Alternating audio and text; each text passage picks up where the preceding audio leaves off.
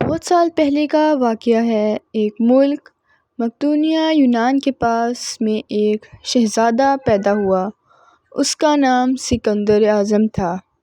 اس کے والد بادشاہ فلپ تھے اور والدہ کا نام اولمپس تھا۔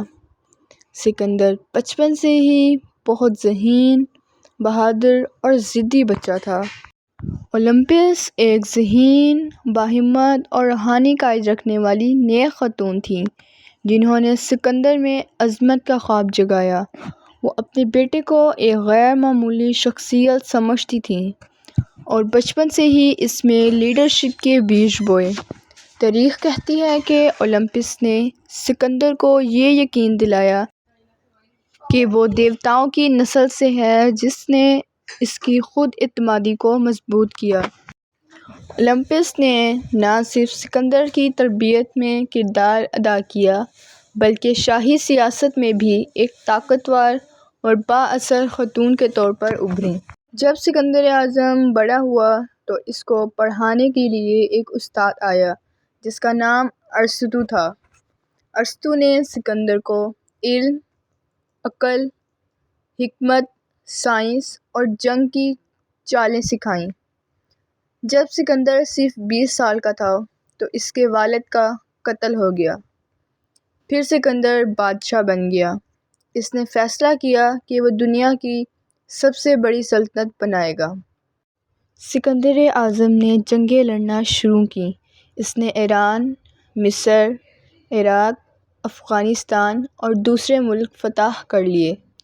جہاں جاتا وہاں کا بادشاہ اس کے آگے ہار مان لیتا۔ اس نے کئی شہروں کا نام سکندریہ رکھا۔ پھر سکندر ہندوستان آیا۔ یہاں اس کی جنگ ہوئی راجہ پورس سے، جو بہت بہادر بادشاہ تھا۔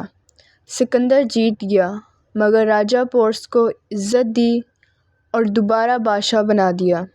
سکندر کے سپاہی تھک چکے تھے، اس لیے وہ واپس جانے لگے۔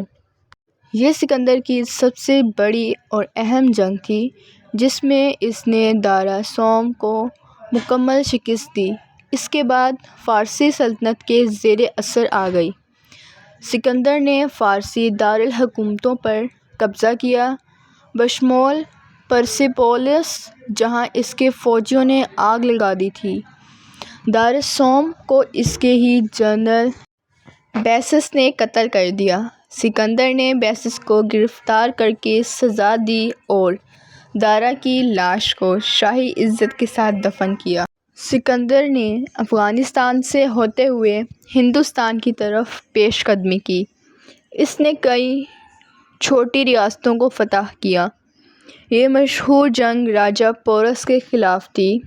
سخت مقابلے کے بعد سکندر نے فتح حاصل کی مگر راجہ پورس کی بہادری سے متاثر ہو کر اسے دوبارہ حاکم بنا دیا۔ اس کے سپاہی تھک چکے تھے اور مزید آگے بڑھنے سے انکار کر دیا، جس پر سکندر کو واپس مڑنا پڑا۔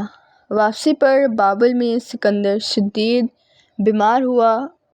وہ بہت دنوں تک بستر پر پڑا رہا اور پھر صرف 32 سال کی عمر میں دنیا سے چلا گیا۔ کچھ لوگ کہتے ہیں کہ اسے زہر دیا گیا، کچھ کہتے ہیں کہ اسے بخار ہو گیا تھا۔ سکندر مر گیا مگر اس کا نام ہمیشہ کے لیے تاریخ میں زندہ رہ گیا۔ اس نے دنیا کی سب سے بڑی سلطنت بنائی۔ اس کو آج بھی سکندر اعظم، الیگزینڈر دی گریٹ کہا جاتا ہے۔